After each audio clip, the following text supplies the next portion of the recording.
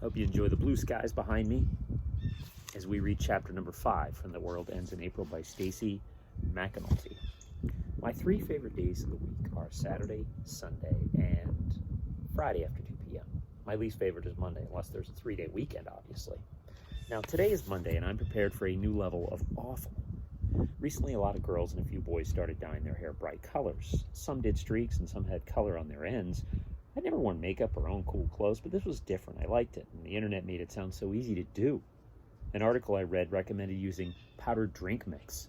So I combined a packet of purple passion punch with a little water and then brushed the liquid onto the ends of my blonde hair. Disaster. The dye was uneven and came out like old lady gray blue. I didn't end up with streaks. I ended up with uneven clumps. Now, I tried to fix it by mixing a dark blue concoction made of berry drink mix and some food dye found in a pantry. I soaked all of my hair and put a plastic wrap over it. An hour later, my hair was the color of a shared water cup in art class that everyone dips their brushes in. Then I tried to cut it myself just a few inches. No one in history of the world has ever given herself a good haircut. My brothers laughed. My dad tried not to. I begged him to take me to get it fixed. So we went to the walk-in salon next to the frozen yogurt place, and a girl with a nose ring used a special rinse to get most of the muddy color out. And then she started cutting and cutting and cutting. I should have stopped her, but I was like paralyzed, in shock maybe. And when she finished, I had blonde, slightly bluish bowl that barely covered my ears. Dad didn't laugh when he saw me. He gave me one of the saddest smiles and said, "You're still beautiful to me," which means to everyone else I resemble now a troll. In homeroom, Jeremy Donahue, who had sat in front of me since the first day of school, almost 2 months, turns around and flashes me this crooked grin. I heard some of the girls say he's the cutest guy in all 7th grade. Not disagreeing. "A new boy," he says. "You can sit there. That's Ellery's seat." He looked over at his friend and they high-fived and laughed. I immediately leaned over and pretended to pick something off the floor, and I stayed down there long enough that I could complete a 100-piece puzzle if I wanted to. It's the closest I can get to disappearing under the desk. I don't know what's worse, that he was making fun of my hair, which is awful, or that he doesn't know my name. We were partners in art class last year.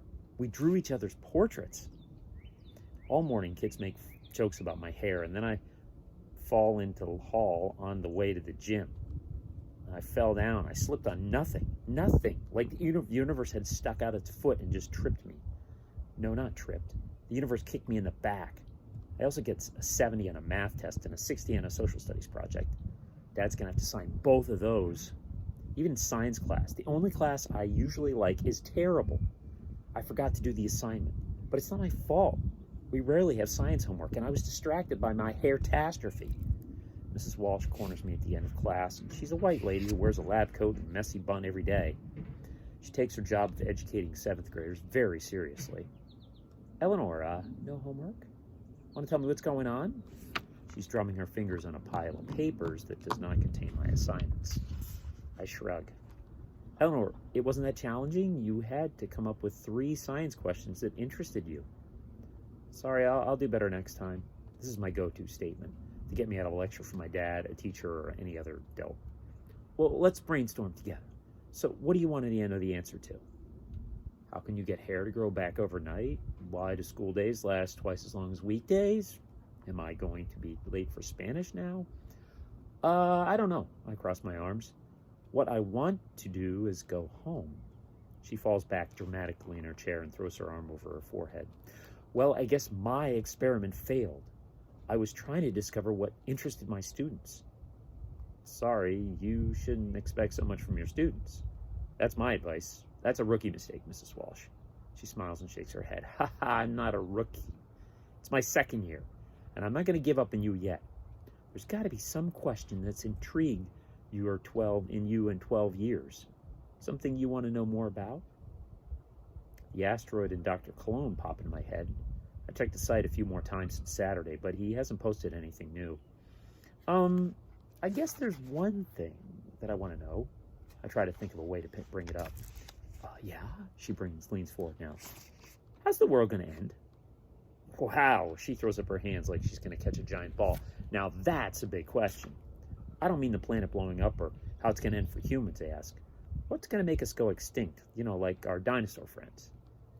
She used to be a real-life paleontologist. The first week of school, she showed us pictures of her working on a fossil site. I can certainly tell you how the dinosaurs went extinct, she said. An asteroid struck the Earth, which is now in Mexico. The localized destruction was massive, and it set off a series of events that altered the planet for years. An asteroid? Really? Are you sure? Yeah, an asteroid, maybe a comet, but yes, I'm sure. She pumps her fist and then points to my face. There, I saw it. A spark in your eye. Oh, thank you, Eleanor. You've restored my faith in 7th graders. I shake my head and try not to laugh. Okay, I guess asteroids in extinction are kind of interesting. Just a little interesting? She leans back and locks her fingers behind her head. Dinosaurs are around more than 150 million years. Modern humans have been walking around for less than 300,000 years. Do you think it could happen again, like an asteroid wiping out an entire species? Anything's possible. Earth has experienced 5 major extinction events. Were they all because of asteroids crashing into Earth? My nerves tingle now. I should tell her about Dr. Cologne on the website. I wonder if Dr. Cologne knows this happened before. He must. No. She swivels in her chair to face the bookshelf behind her desk. She runs her finger across the spines and finally pulls out a book that looks like a novel rather than a textbook. The History of Earth's 4.5 billion years, it reads. Here, you might enjoy this. She holds it out for me, and when I don't take it, she lays it on the corner of her desk. No, thanks. I know she's now trying to tap me into doing some extra work. Or worse, she's going to suggest I do a science fair project. Take the book and we'll forget about the missing homework assignment and the watershed map I know that you didn't finish in class. She taps the cover now. Maybe you'll find it useful. Maybe you'll want to do a science fair project. I knew it. All science teachers, even the cool ones, are obsessed with science fairs. They must get bonuses or something. Gee, thanks, I sigh heavily before grabbing the book. Oh, you wait and see, Eleanor Dross. Science can change your life. She clasped her hands in excitement. That's the end of Chapter 5. Stay tuned for Chapter 6.